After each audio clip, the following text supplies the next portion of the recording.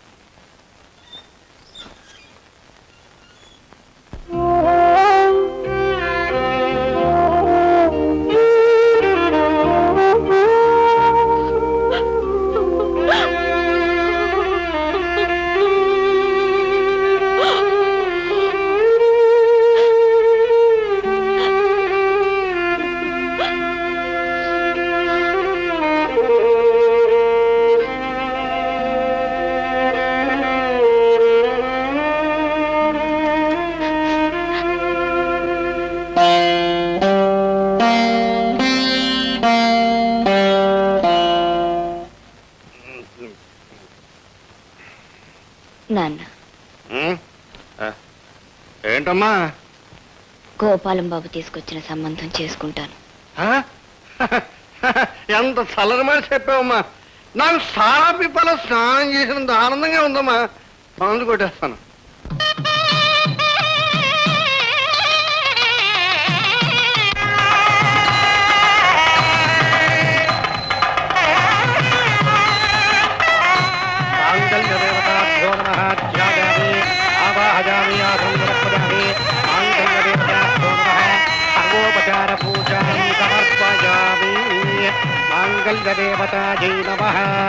మంగళసూత్రం తీసుకో బాబు.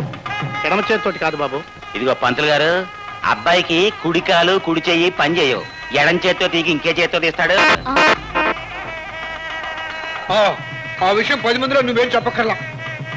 అయినా నా గురించి తెలిసిన పంతులు తీసుకురావచ్చుగా. బాలేవాడి బావా, నీ అవిటితనం దాచేస్తే మాత్రం దాగుతుందా? చూడండి పెద్ద ముత్తైది గారు, కాస్త మంగళసూత్రాన్ని తమ చేత్తు అమ్మాయి మెళ్ళలో కట్టండి. ఏం అక్కర్లేదు. ఎంత చేతులు లేని వాడినైనా చేతకాని వాడిని ఏం కాదు. నా పెళ్ళ మెళ్ళలో తాళి నేనే కట్టగలను.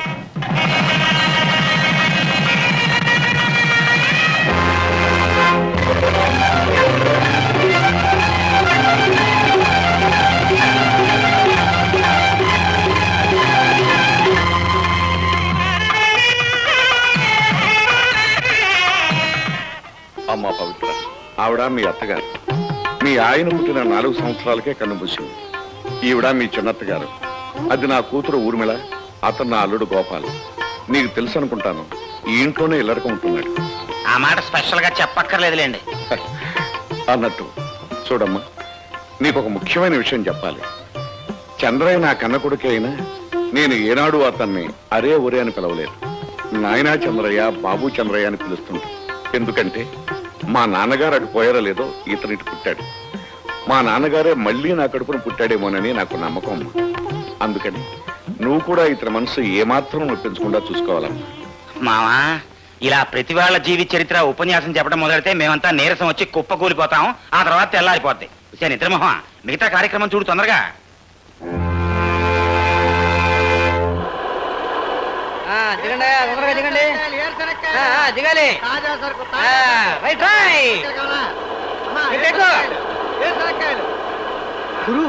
ఎరా రాజుగా, బాగున్నావా? నే బాగానే ఉన్నా. ఏమిటి అలా ఉన్నావు? ఏం జరిగింది?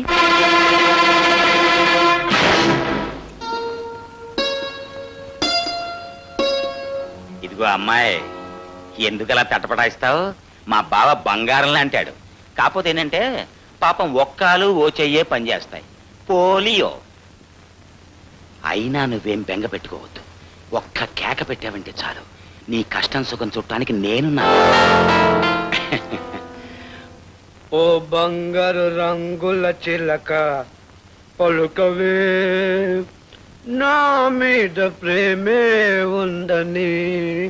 ఓ బంగారు రంగు చిలక.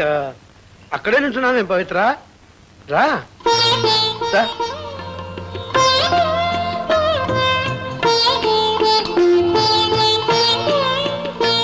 ఏమిటి పవిత్ర, సినిమాలో హీరోయిన్లు మొదటి రోజు రాత్రి నవ్వుతూ సిగ్గుతో సరదాగా ఉంటారు. నువ్వేమిటి అలా దిగులుగా ఉన్నావు? మీ నాన్న తమ్ముడు గుర్తుకొచ్చారా? పర్వాలేదు, నేనున్నాగా. కూర్చో. కూర్చో. పవిత్ర, నేనంటే మా నాన్నకి చాలా ఇష్టం. మా అమ్మలే లోటు నాకు తెలియకుండా పెంచాడు. ఇంతవరకు అసలు నన్ను ఎప్పుడు కొట్టలేదు తెలుసా? నాకేం కావాలంటే తెచ్చిస్తాడు. ఈ సిల్క్ సొక్క, ఈ మెళ్ళో గులుసు, ఈ ఇంగ్లీష్ వాచి, ఈ చైను అన్ని మా నాన్నే నాకు కొనిపెట్టాడు. ఒకసారి ఏమైందో తెలుసా? నాకు సారా తాగాలనిపించి మా నాన్న అడిగాను. అప్పుడు ఈ ఊళ్ళో సారా కొట్టు కూడా లేదు. పక్క ఊరికి నడిచెళ్ళి నా కోసం మా నాన్న సారా తీసుకొచ్చాడు. అప్పుడు నేనేం చేశానో తెలుసా? ఆ సారా తాగేసి మా నాన్ననే కొట్టాను. ఇంకోసారి ఏమైందో తెలుసా? నాకు సినిమాలంటే తెగపిచ్చి మా ఊళ్ళో ఉన్న టూరింగ్ టాకీస్ లో కలిసి ఉంటే కలుసుకో అనే సినిమా వచ్చింది. అప్పుడు నేను మా నాన్నతో కలిసి బండిలో వెళ్ళాను. అందులో ఎన్టీ రామారావు నాలాగే కుంటాడు. కానీ ఆ కుంటాడు పిల్ల సావిత్రి చాలా మంచిది. ఆ సినిమాను చూస్తున్నంతసేపు నాకెందుకో దిగులు అనిపించి సగంలోనే బయటకు వచ్చాను. అప్పుడు మా నాన్న నాతో బయటకు వచ్చేసి, ఏం చంద్రయ్య ఏమైంది నాన్న అని తెగడిగాడు. నేను ఆ సినిమాలో కుంటోడి పెళ్ళాలంటే పెళ్ళామే నాకు కావాలని అడిగాను. అప్పుడే నేను తీసుకొచ్చి నాకు పెళ్లి చేశాను. పవిత్ర, మా నాన్న పెట్టిన ఇవన్నీ ఒక ఎత్తు, నువ్వు ఒక ఎత్తు. ఎందుకంటే వీటన్నిటికీ మనసు లేదు, ప్రాణం లేదు. నేను కుంటివాడైనా గుడ్డివాడైనా వీటికి బాధ లేదు. నా ఇష్టాలతో పని లేదు. కానీ నీకు మనసు ఉంది, ప్రాణం ఉంది. అందుకే నేనంటే ఇష్టపడే పెళ్లి చేసుకున్నావా? నువ్వేదో చెబుదాం అనుకున్నా నీ కళ్ళు చూస్తుంటే లేదని తెలుస్తుందిలే. పవిత్ర, నా కాళ్ళు చెయ్యి ఆవిడదైనా నా మనసు మాత్రం ఆవిడది కాదు. నీకు ఇష్టం లేకపోతే అస్సలు నిన్ను ముట్టుకోను. నేనంటే నీకు మనసారా ఇష్టం ఉన్న రోజునే నిన్ను ముట్టుకుంటాను. నాకు నిద్ర వస్తోంది, నేను పడుకుంటాను. నువ్వు వెళ్ళి పడుకో పో.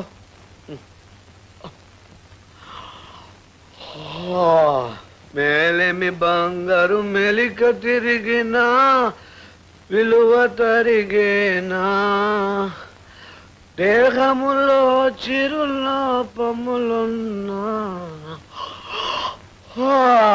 ప్రేమ కొరవడునా.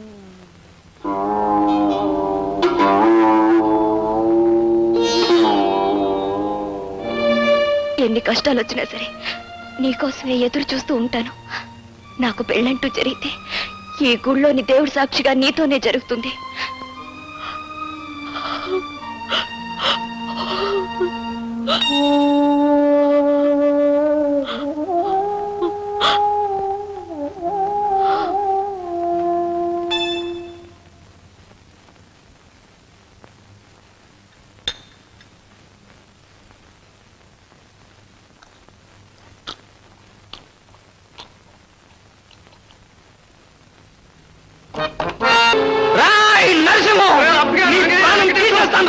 నిన్ను నరికి పోగులు పెడతాను.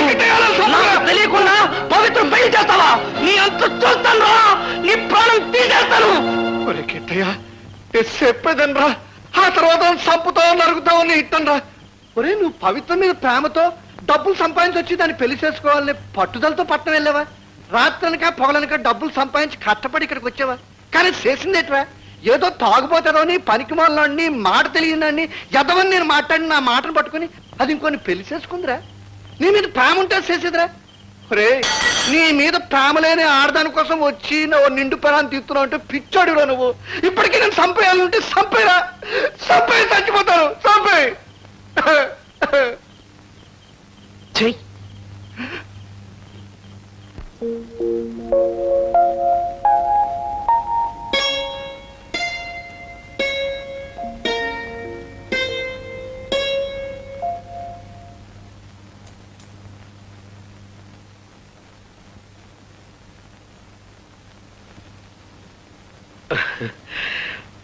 పొద్దున్నే దేవతలా కనిపించి నేను చూస్తుంటే నేను పసివాడిగా ఉన్నప్పుడు నన్ను నిద్ర లేపే మా అమ్మ గుర్తుకొస్తుంది. మా అమ్మలాగే నువ్వు కూడా మహాలక్ష్మిలా ఉన్నావు. కాకపోతే ఒకటే తేడా, మా అమ్మ నన్ను తట్టి నిద్ర లేపేది, నువ్వు నన్ను ముట్టుకోకుండానే నిద్ర లేపుతున్నావు. అవును, ముట్టుకోకుండానే నిద్ర లేపటం ఎక్కడ నేర్చుకున్నావు నువ్వు?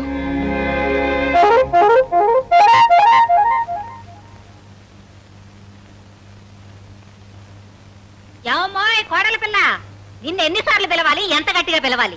పిలిచి పిలిచి నా నోరు పడిపోయిందనుకో. ముసలాయన తెల్లారుదామని పొలానికి వెళ్ళాడు. ఆయనకి పనేడుతో టిఫిన్ ఏమన్నా పంపించావా? మీ అబ్బాయి గారికి ఇప్పుడే కాఫీ ఇచ్చేస్తున్నానండి. ఇదిగో ఇప్పుడే పంపిస్తాను. ఆ కుంటి వెధవ కాఫీ కాస్త ఆలస్యమైనా పర్వాలేదు. ఆడికేం పని ఆ పాట. ముందు మా అల్లుడు గారిని లేపి కాఫీ ఇవ్వు. ఇదిగో అమ్మాయిని లేపావు, దానికి పొద్దున్నే లేపితే కోపం వస్తుంది. వెళ్ళా. అలాగేనండి. అర్రే అన్ని నా పోలికలేనేవి. రామారా, రోజు పని మనిషి చేత్తో కాఫీ అందుకుని కర్మ కర్మ అని తిట్టుకుంటూ తాగేవాళ్ళం. ఇప్పటికి నీ చేత్తో తాగే అదృష్టం పట్టింది. ఓహా, మా ఆవిడ చూసావా గౌడు గెదిరే ఎలా పడుకుని నిద్రపోతుందో? రోజులో ఎక్కువసేపు గురక పెట్టి నిద్రపోవటమే దాని జీవిత ధ్యేయం. ఇదిగో మా పెళ్ళైన మొదటి రోజున పాల గ్లాస్ పట్టుకుని నా గదిలోకి వచ్చింది. గ్లాస్ నా చేతికిచ్చి టపీమని కాలమే పడింది. నేను ఇంకా ఆశీర్వాదం కోసమేమో అనుకున్నాను. చూస్తే గురక పెట్టి నిద్రపోతాను. సరే పొద్దున్నే లేపి ఆ తెచ్చిన పాలు దాని చేతే తాగించాను. తాగింది, మళ్ళీ పడుకుంది. నీకో విషయం చెప్పనా? మీ ఆడవాళ్ళకి నెలలు నిండాక నొప్పులు వస్తాయి కదా, దీనికి అసలు నొప్పులే రాలేదు, నిద్దట్లోనే ప్రసవించింది. టోటల్గా నేను నీకు చెప్పదలుచుకుంది ఏంటంటే, ఇక్కడ మనం ఏం చేసుకున్నా కూడా దానికి తెలియదు.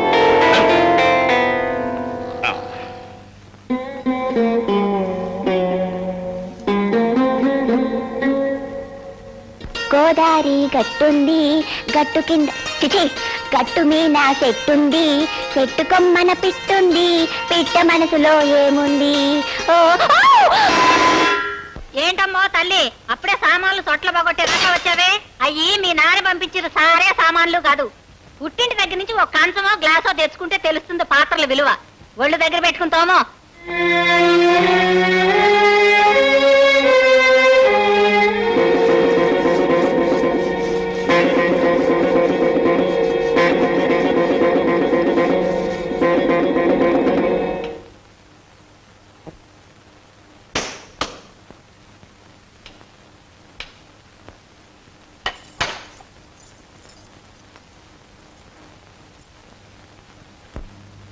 ఏమిటి నాన్న అలా ఉన్నావు? ఏం జరిగింది? పవిత్ర నాకేమవుతుంది? అదేమిటి బాబు అలా అడుగుతున్నావు? ముందు నాకు సమాధానం చెప్పు. పవిత్ర నాకేమవుతుంది? నీ భార్య బాబు. అది సరే, ఈ ఇంటికి ఏమవుతుంది? కోడలు బాబు. అంతేగాని పనులు చేసే మనిషి మాటలు పడే పశువు కాదు కదా. ఏమిటి నాన్న, ఏమైంది? ఈ ఇంట్లో ఏమైందో ఏమవుతుందో కాస్త మనసున్న మనుషులకు తెలుస్తుంది. మీకు అందరికీ ఎలా తెలుస్తుంది? అవిటి వాడిని చేసుకున్న పాపానికి ఆవిడ అంత హీనంగా చూడాలా? లేనింటోంచి వచ్చింది కదా అని ఆమె నానా కష్టాలు పెట్టాలా? ప్రతివాడు అనే మాటలు పడుతూ ప్రతివాడు చెప్పే పనులు చేస్తూ నోరు మూసుకుని పడి ఉండాలా? ఏమిటి చంద్రయ్య, ఏం జరిగిందో సరిగా చెప్పు నాన్న. ఏం జరిగిందా? కట్నం తేలేదని అటక మీద సామాన్ అంతా దింపి ఆవిడ ముందు పడేసి తోమ్మంటాం, తెప్పి పడటం, ఇదంతా తప్పు కదా? ఏ 10 మనుషులంతా చచ్చారా? సరే, ఇదంతా ఆవిడని అవమానించడానికే చేశారనుకుందాం. నీ అల్లుడి గారికే మా రోగం వచ్చింది. ఆయన మహారాజు కొడుక జమీందారు గారు మనవట. సంతలో పీచు మిఠాయిలు అమ్ముకునేవాడు నాటకం వాడి ఇంటికి అల్లుడు అయ్యాడు. బావ కదా అని ఊరుకున్నాను, లేకపోతే జాతకం బయట పెట్టేవాడిని. అలాంటి సన్నాసికి నా భార్య వేడి నీళ్ళు కాచేవాళ్ళా? ఏ తన మొగుడికి కావాల్సిన నీ కూతురు చూసుకోలేదా? పైగా ఆవిడ గారు భార్య పొద్దుట నిద్రలు వస్తే నా భార్య కాపీ పిల్లలు అందించాలా? ఇదిగో ఇప్పుడే చెబుతున్నాను, మీరందరూ నా భార్యను మర్యాదగా చూస్తారా? సరే సరే, లేదా ఇప్పుడే ఈ క్షణమే నేను బయటకు వెళ్ళిపోతాం. ఉన్న ఒక్క చేత్తో కష్టపడి నా భార్యకు గంజి వెతుకులు పెట్టైనా పోషించుకోగలను. ఏమనుకుంటున్నారో ఏమిటో? నాన్న చంద్రయ్య, అవేం మాట్లాయ్యా. కొత్తగా ఇంటికి వచ్చిన పిల్ల కదా, పనులు అలవాటు అవుతాయని మీ పిన్నం వాళ్ళే చెప్పుండొచ్చు. ఇంతలోనే అంత కోపం అయితే ఎలాగయ్యా? రేపటి నుంచి చూడు, ఈ ఇంట్లో అందరూ ఆ అమ్మాయిని ఎలా గౌరవిస్తారో నీకే తెలుస్తుంది. ఇంతకీ నువ్వు ఫోన్ చేసావా నాన్న? నా తిండి గురించి ఇంట్లో ఎవరన్నా పట్టించుకుంటున్నారా ఏమిటి? నేను బతుకున్నానో చచ్చాను కూడా ఎవరికి అక్కర్లేదు. చంద్రయ్య, దుర్గా,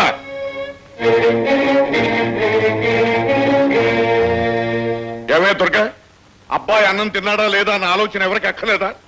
ఆయన ఎవరో భోజనానికి పిలవలేదట. అయ్యో, అబ్బాయి అన్నం తినలేదన్న సంగతే నాకు తెలియదండి. కోళ్ళు ఉంది కదా వడ్డించే ఉంటుంది అనుకున్నాను. ఏమ్మా మీ ఆయనకు అన్నం పెట్లా? ఏమిటి, మా ముద్దుల బావ బంగారు కొండ అన్నమే తినలేదా? అయ్యయ్యో, ఎంత ఘోరం, ఎంత అపచారం. అత్తగారు, మీరు అత్తగారు కాబట్టి బతికిపోయారు, లేకపోతే ఏం చేసేవాడో నాకే తెలియదు. అన్నమే తినలేదా? నిద్రమోహమా, మీ అన్నయ్య అన్నమే తినలేదా? సంగతి పట్టించుకోవే. అయ్యయ్యో, అన్నమే తినలేదా? బావగారు, మీరేం బాధపడద్దు, మీకు స్వయంగా నేను వడ్డిస్తాను. అన్నమే తినలేదా?